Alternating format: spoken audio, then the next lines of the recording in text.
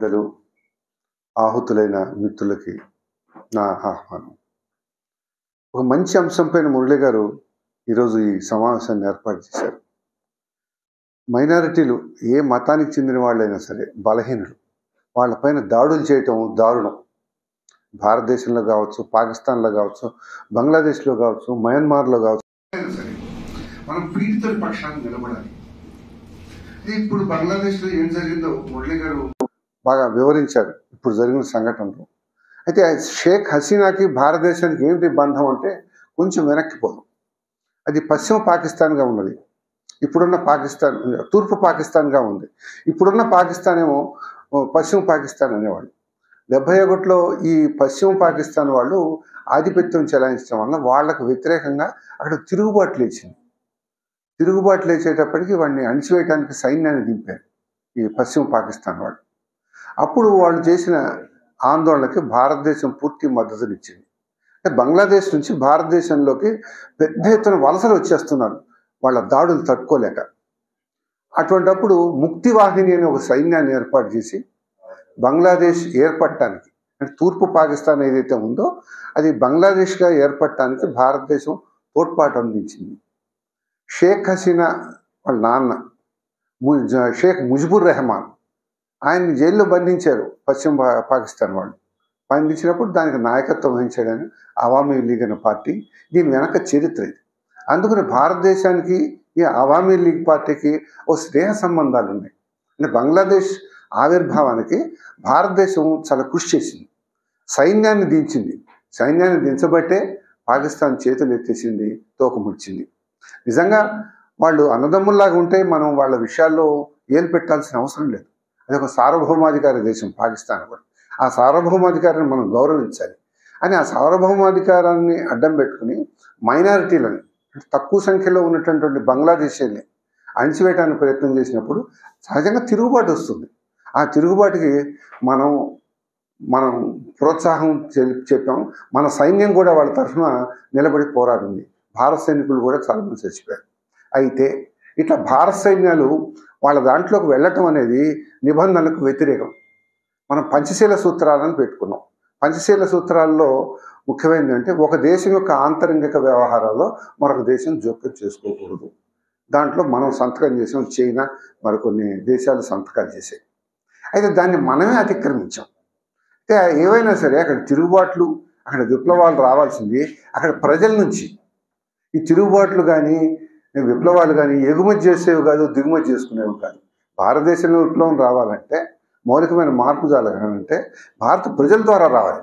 అంతేగాని చైనా ద్వారానో, రష్యా ద్వారానో, ఇంకో దేశం ద్వారానో వచ్చేవి కావు. కాబట్టి నిజానికి దాని వెనక దీని ప్రయోజనం కూడా ఉంది. భారత పాలకుల ప్రయోజనం పాకిస్తాన్ రెండుగా విడదీయటంలో దాన్ని బలహీనపరచడం ఒకటి. బలహీనపరిచి ఒక వర్గాన్ని, ఒక భాగాన్ని మనకు అనుకూలంగా మలుచుకోవటం ఒకటి. అలా మలుచుకోకపోతే ఎత్తుగల రీత్యా మనకు రెండు ఇరుపక్కల శత్రు దేశాలుగా ఉండిపోతాయి, పశ్చిమ పాకిస్తాను, తూర్పు పాకిస్తాన్. దాన్ని విడదీయటంలో ఆనాటి ప్రధానమంత్రి ఇందిరాగాంధీ కీలకమైన పాత్ర పోషించింది. దీని వెనక రాజకీయాలు కూడా ఉన్నాయి. ఇప్పుడు బంగ్లాదేశ్లో మైనారిటీలపైన జరుగుతున్న దాడులు వెనక కేవలం మతం ఒక్కటే కాదు, దాని వెనక రాజకీయాలు కూడా ఉన్నాయి.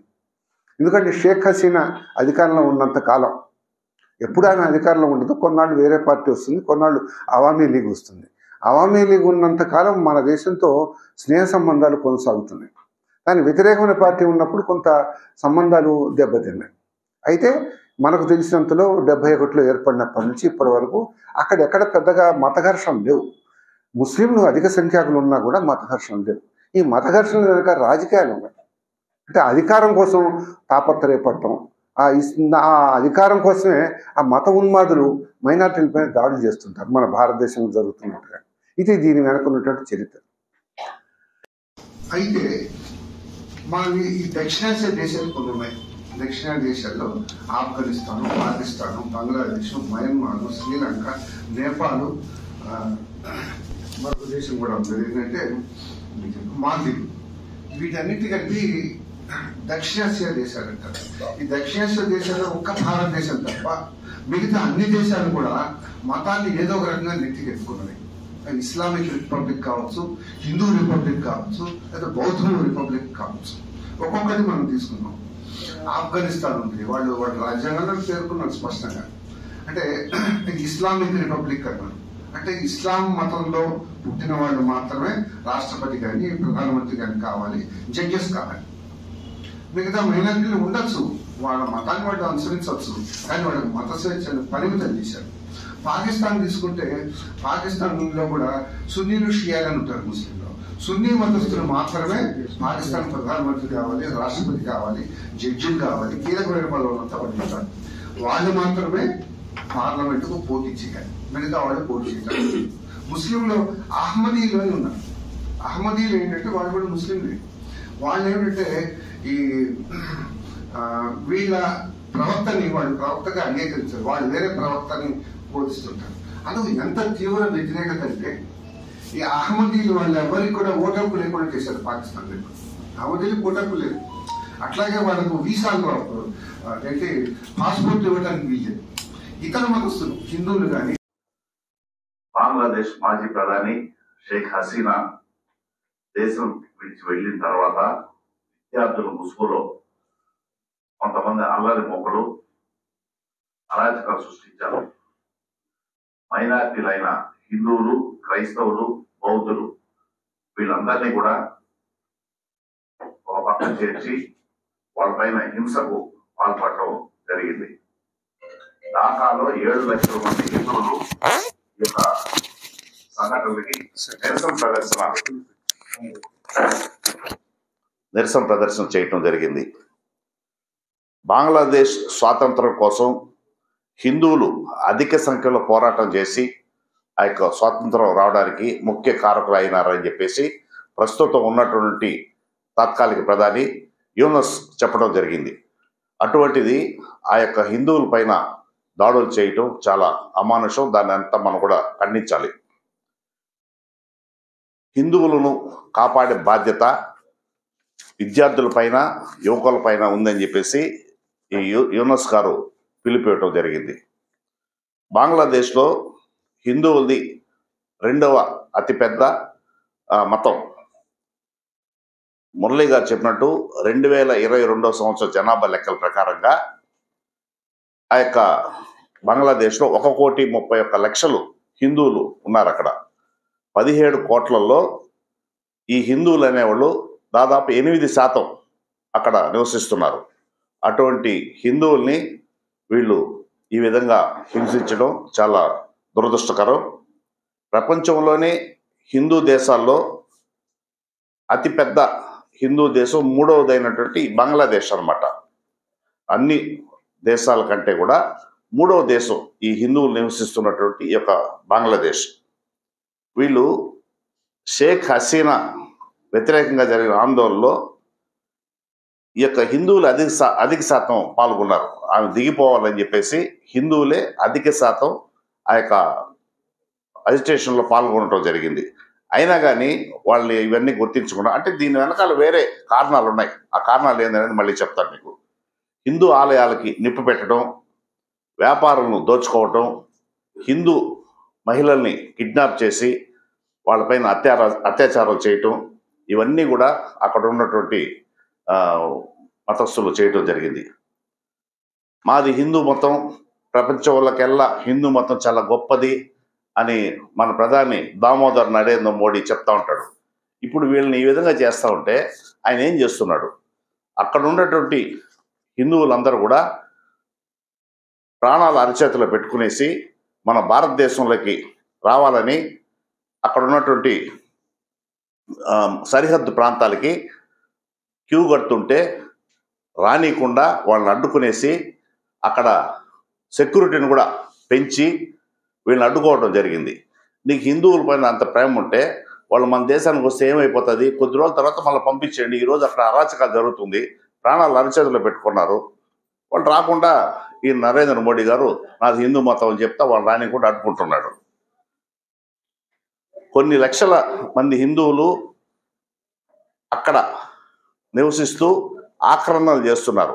ఇప్పటికీ మన పొరుగు అంటే బంగ్లాదేశ్ మన పక్క దేశం, అది వాళ్ళు నచ్చించే ప్రయత్నాలు చేయాలి. కానీ ఇప్పటివరకు దాని గురించి ఎవరు పట్టించుకున్న పాపాన పోలేదు.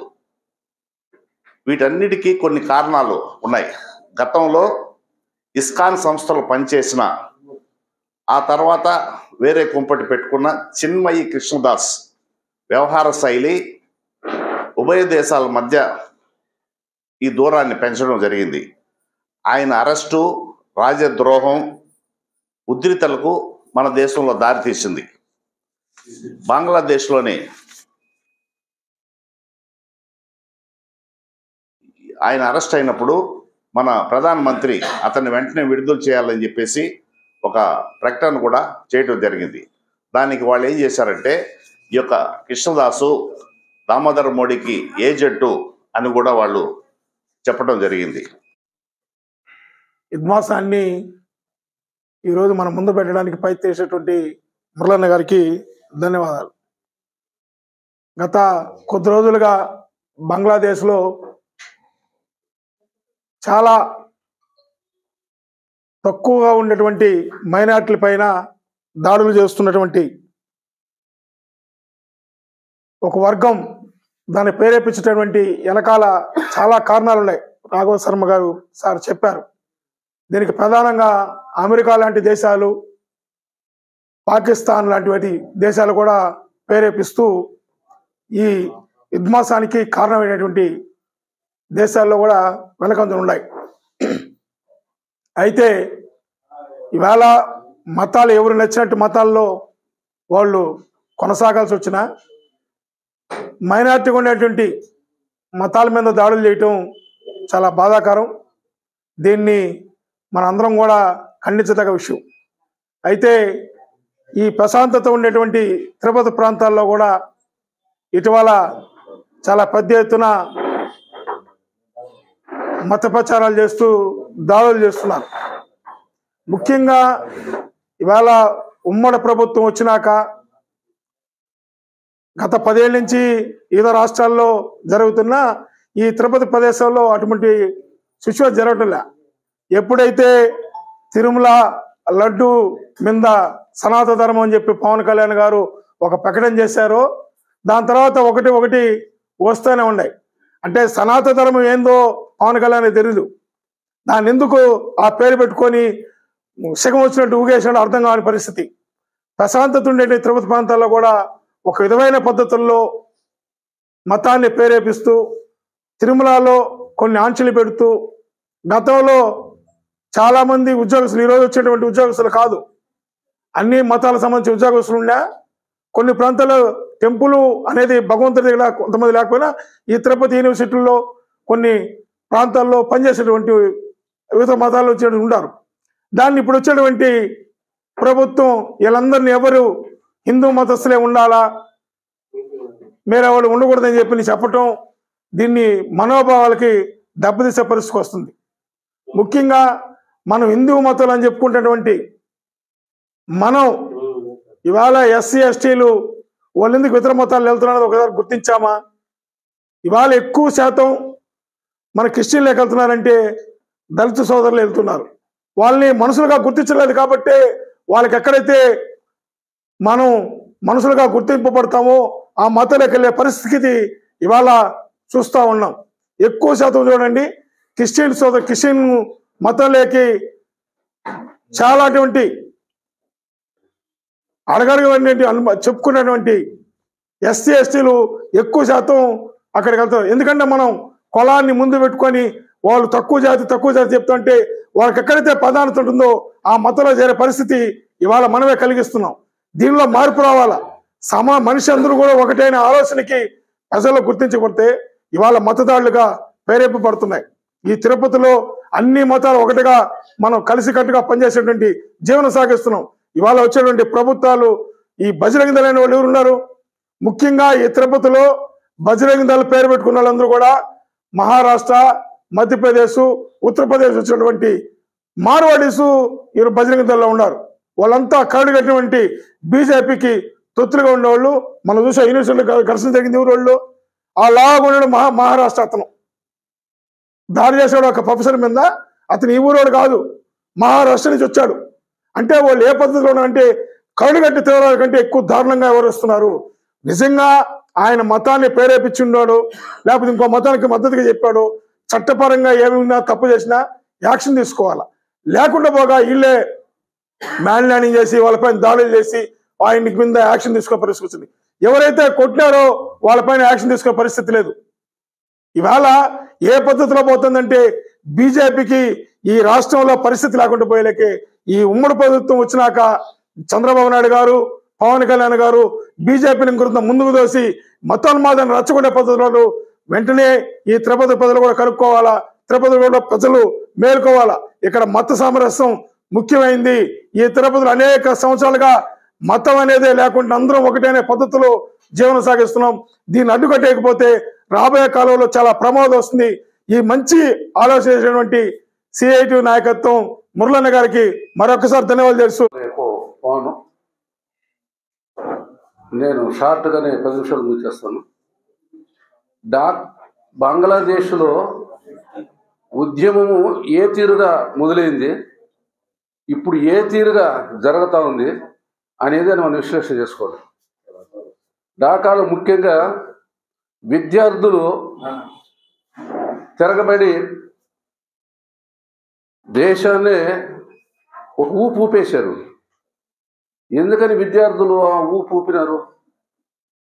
బంగ్లాదేశ్ అన్ని రకాలుగా కూడా ఎరగబడిపోయి మురళి గారు చెప్పారు దివాళా తీసే పరిస్థితి, నిరుద్యోగం, ఆకలి, దరిద్రము.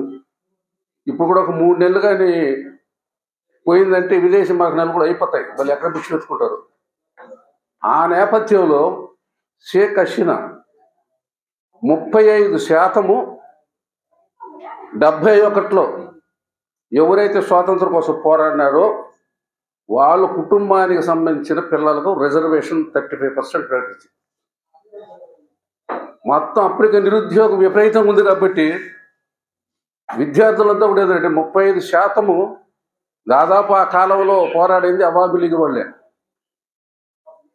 ఈ బిఎస్ఎన్ అంత తర్వాత వచ్చింది, హక్కు వాళ్ళు వచ్చిన తర్వాత మొత్తం వాళ్ళే పంచుకునేస్తే మేమైపోవాలి అని చెప్పి దేశవ్యాప్తంగా షేక్ హసీనాకు కుల మతాలతో నిమిత్తం లేకుండా, మెజారిటీ మైనారిటీతో నిమిత్తం లేకుండా దేశం అంతా కూడా అల్లకల్లోలం చేశారు. దేశమంతా అల్లకల్లోలం చేసిన తర్వాత సుప్రీంకోర్టు మీద బంగ్లాదేశ్ సుప్రీంకోర్టు. బంగ్లాదేశ్ సుప్రీంకోర్టు అంటే ఏమన్నదంటే 35% అనేది చాలా ఎక్కువ మంది, నిరుద్యోగం చాలా ఎక్కువ కదా మన దేశంలో, 5% చాలని చెప్పి సుప్రీంకోర్టు తీర్పిచ్చింది.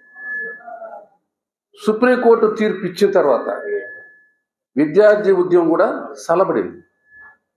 ఒక 20 ఏళ్ల పిల్లోడు ఆ ఉద్యార్థి నాయకుడు యూసఫ్ ఏదో పేరు, తగ్గినటువంటి ఉద్యమం మళ్ళెట్లా పుంజుకునింది. షేక్ హసీనాకు వ్యతిరేకంగా హిందువులు పోరాడినారు, బౌద్ధులు పోరాడినారు, ముస్లిమ్స్ పోరాడినారు. వాళ్ళు అనుకున్న ప్రకారం కూడా ఏంటంటే 35% 5% వచ్చింది. తర్వాత ఏమైంది? రిజర్వేషన్ల కోసం మొదలైన ఉద్యమం వాళ్ళ లక్ష్యానికి చేరువ అయినప్పటికీ కూడా మళ్ళీ హిందూ ముస్లిం కొట్లాట ఎందుకు వచ్చింది? ఈ మైనారిటీ మెజారిటీ ఎందుకు కొట్లాట వచ్చింది? ఎక్కడే అసలు రహస్యం ఉంది, ఎక్కడే అసలు విషయం మతలబు ఉంది? ఈరోజు ఈ దాడులు జరిగేదానికి కారణం వెనక ఒక అస్సం ఉన్నారు, మన గోపాలన్న కూడా వెనక కూడా ఒక అస్సం ఉంది, కరెక్ట్. ఆ అస్సం లక్ష్యం ఏంటంటే షేక్ హసీనాని బహిరంగంగా ఉరివేయాలి, షేక్ హసీనా ప్రభుత్వాన్ని పడగొట్టాలి, బంగ్లాదేశ్ను అల్లకల్లోలం చేయాలి. చాలా చెప్పారు. 79 పోలీస్ స్టేషన్లు ధ్వంసం చేశారు. 79 ఏంది లేదు, ఇది టచ్ అవుతుంది. 79 పోలీస్ స్టేషన్లు మూత మూసేసి పోలీసులు పరారైపోయినారంటే ఇంకా దాన్ని వర్ణించడానికి వీళ్ళ వ్యవహారం. పోలీసులు చంపేసినారు, ఎక్కడ పడితే అక్కడ లూటి దహనాలు, అవి అవామీ లీగుల అలీగుల మొత్తాన్ని కూడా ధ్వంసం చేసి వాళ్ళ లక్ష్యం ఏంటంటే అల్లకల్లోలం చేసి షేక్ హసీనాని బహిరంగ ఉరి తీయాలి. ఇప్పుడు మనం యూట్యూబ్లో చూసినామంటే చైనా వాళ్ళ పాత్ర ఉంది, అక్కడ కొన్న ఉన్నాడు పాకిస్తాన్, మన దేశం దోటకంపోవాలి, వాళ్ళు ఏదో చేస్తున్నారు. ముఖ్యంగా ఏంటంటే డ్రాగన్ కంట్రీ చైనా అస్తవ్యస్తం చేస్తారనేది ఈరోజు తీవ్రంగా ప్రచారం జరుగుతూ ఉంది. చైనాకు బంగ్లాదేశ్కు ఏం సంబంధం? చైనా వాళ్ళకి ఏం అవసరం బంగ్లాదేశ్లో? దీనికి ఒక్కటే కారణం, బంగ్లాదేశ్లో ఎన్నికలు జరిగినప్పుడు జో బైడెన్ ఏం చెప్పినాడంటే బంగ్లాదేశ్లో సక్రమంగా ఎన్నికలు జరగలేదు, అవకతవకలు జరిగింది, షేక్ హసీనా విజయము నిజమైన విజయం కాదని కామెంట్ చేసింది అమెరికా. బంగ్లాదేశ్లో ఎలక్షన్ జరిగితే అమెరికా సంబంధం? వాళ్ళ ఎలక్షన్ చిన్న దేశం అది, అమెరికాలో ఒక రాష్ట్రం అంతా, ఇక్కడ బాగలేదు చెప్పాలి. చెప్పేది ఏంటి? వాళ్ళకు ఉద్దేశం ఏంటంటే షేక్ హసీనా గారు చెప్పినారు, నేను అమెరికాతో కానీ సర్దుబాటు చేసుకుంటే నాకు ఇంత కష్టం వచ్చేది కాదని. ఏంది అమెరికాతో ఒప్పందం? సెయింట్ అని చెప్పేసి ఒక దీవి ఉంది బంగ్లాదేశ్ అనుకొని, సెయింట్ అనే ఒక దీవి ఉంది. జో బైడెన్ సెయింట్ మాకు ఇచ్చేమన్నాడు, ఆ దీవి మాకు కుదిరేండి అమ్మని, మా దేశం భూమి నీకెందుకు ఇస్తారు కుదరదని. అయితే నేను అంత చూస్తాను, ఇదే అవుతుంది. విద్యార్థి ఉద్యమం ఏంటి, రిజర్వేషన్ పోతే పోరాడేది ఏంటి, ఈ మైనార్టీ మీద కొట్లాటేంది, ఈ అంత అల్లకొలంలో చేసేది ఏంటి, 56 జిల్లాలు ఉంటే 47 జిల్లాలు అతలాకొత్తలు ఎప్పుడూ కోలుకోలే. ఏం జరిగిపోయింది? ఈ మొత్తం నేను నడిపేదంతా కూడా అమెరికా. షేక్ హసీనా నా మాట్లాడలేదు కాబట్టి షేక్ హసీనా ప్రభుత్వం ఉండకూడదు, ఉండకపోవడం కాదు, ఆమెని బహిరంగంగా ఉరి తీయాలి. అందుకోసం చట్టాము విద్యార్థులు వాళ్ళని తలకలో చేసేది, వీళ్ళు వెనక ఊరున్నారు, ఇవన్నీ కూడా అమెరికా హస్తం. అది అస్సలు విషయం. ఈరోజు మన ఆంధ్ర వాళ్ళు కూడా 30,000 మంది ఢాకాలో ఉన్నారు. ఇప్పటికీ తెలుగు మాట్లాడతారు, తెలుగు స్కూల్ ఉంది, తెలుగు దేవుళ్ళు ఉన్నారు. ఇప్పుడు డాకేశ్వరి ఉంది ఢాకాలో, వాళ్ళు బెంగాల్లో నడిపిస్తారు డాకేశ్వరిని. ఆ గుడి పేరు డాకాలమ్మ. మన నూకాలమ్మ, పోలేరమ్మ, ముత్యాలమ్మ పెట్టుకుంటారు. అట్లా ఢాకాలో కూడా ఢాకాలమ్మ గుడి. ఆ ఢాకా అనే దానికి పేరు వచ్చింది కూడా గుడి ఉన్నాయి. వాళ్ళు ఎప్పుడో 19వ శతాబ్దం వెళ్ళిపోయారు. మొత్తం ఎస్సీ ఎస్టీ ఉత్తర ఆంధ్రాలో కూడా మొత్తం కూడా బ్రిటిష్ వాడు అక్కడ తేనె తోట, టీ తోటల్లో, కాఫీ తోటల్లో వీళ్ళైతే కారు చౌకగా పనిచేస్తారని చెప్పేసి అప్పుడు విశాఖపట్నం ఏదువాక చాలా ఊరు ఉందని అక్కడి నుంచి తీసుకుని అక్కడ వదిలేసినారు. అక్కడి నుంచి 150 ఏళ్ళైనా వాళ్ళ బిడ్డలు ఇప్పటికి ఉంది వాడ. కాబట్టి అక్కడ కేవలం ఏంటంటే ఇది అస్తవ్యస్తం. ఇందాక కృష్ణదాస్ గురించి చెప్పారు, మన ఇస్కాను హరే రామ హరే కృష్ణ, ఆయన ఎందుకు అరెస్ట్ చేశారు? ఈ బీజేపీల దుర్మార్గం ఎట్టుంటుందంటే, మనం చూస్తుంటాం హైదరాబాద్ మతకల్లో పందిగురు ఎత్తుకుని పోయి మసీదులు వేస్తారు, గమ్ముంటారు సాహిబులా. మన గుళ్ళో తెచ్చి ఆవు పుట్టుకొని చావాలి వీళ్ళు. అక్కడ ఢాకాలో జరిగిందంటే ఎందుకు కూడా కృష్ణదాస్ వ్యవహారం. బంగ్లాదేశ్ జాతీయ పతాకం ఉంది, ఆ దేశంలో ఉన్న ఆ పతాకాన్ని గౌరవించాలి. మన భారతదేశం ఉంది, మన పతాకం ఉంది, మనం గౌరవించాలి కదా. కృష్ణదాస్ ఏం చేసినాడు? నేను హిందువుల తరఫున నేనే మొనగాడిని చెప్పేసి ఆ జాతీయ జెండా కన్నా కూడా ఇప్పుడు జెండా వేసినాడు. ఒప్పుకుంటారా? మనమైతే ఒప్పుకుంటాం మన దేశంలో. అందుకని ఆయన అరెస్ట్ చేసినారు. కోర్టులో కూడా బెయిలీలే. బంగ్లాదేశ్ జెండాను అవమానించడం అంటే భారతదేశం అవమానించడం, ఈ దేశాన్ని అవమానపరచడం, వీటికి బెయిలుగా జైలు. పెద్ద మనుషులు అయితే వాళ్ళు మత సామరస్యం కోరే వాళ్ళు అయితే ఏదో తాళాలు మేళాలు వేస్తారు, రామకృష్ణ పాటలు పడుకుంటా నీది ఒకటి నాది ఒకటి రత్నం తమ్ముడు అంటే చెప్పు 5 ఏళ్ళు. కానీ ముందే కొట్టుకొని చస్తా ఉంటే హిందువులకు దిక్కు లేకుండా ఉంటే, బౌద్ధులు ఎప్పుడు బతావు ఎప్పుడు చచ్చిపోతా చెప్పి చల్లారిపోతా ఉంటే నువ్వు కాషాయ జెండా వాళ్ళ జెండా పైన ఎగరేసి వాళ్ళు రెచ్చగొట్టావా? ఇదే మత సామరస్యం? ఇదే హిందువులు కోరేది? ఈరోజు ఇందాక మన ఇంకో పాయింట్ చెప్పారు, మన బార్డర్ సెక్యూరిటీ బిఎస్ఎఫ్ మొత్తం 2000 కిలోమీటర్లు ఆ బార్డర్ మొత్తం మనోడు అడ్డగొట్టుకొని